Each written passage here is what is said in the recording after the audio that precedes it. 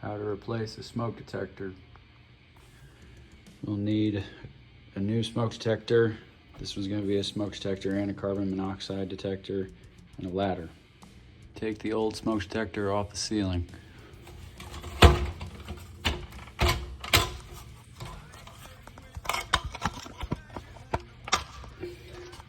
There's a 3-prong wire connection that connects in here. Just pull it out.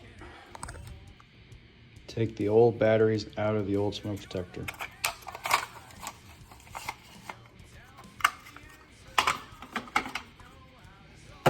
And then press and hold the test button to squeeze all the power out of the smoke detector.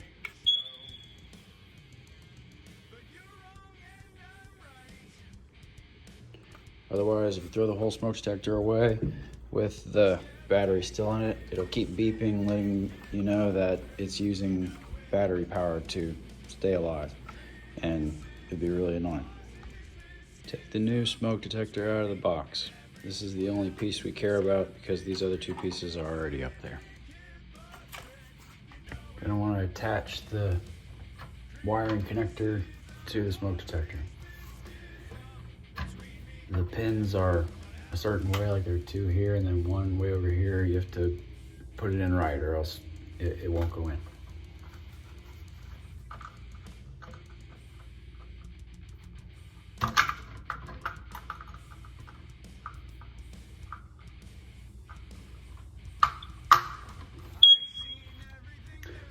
Then push the wires up into the ceiling. And you're just going to spin the smoke detector into the mount. You're gonna want to remove this tab if it has one.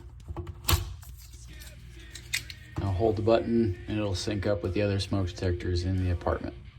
If it's the same brand. If it's not the same brand, then they won't sync up.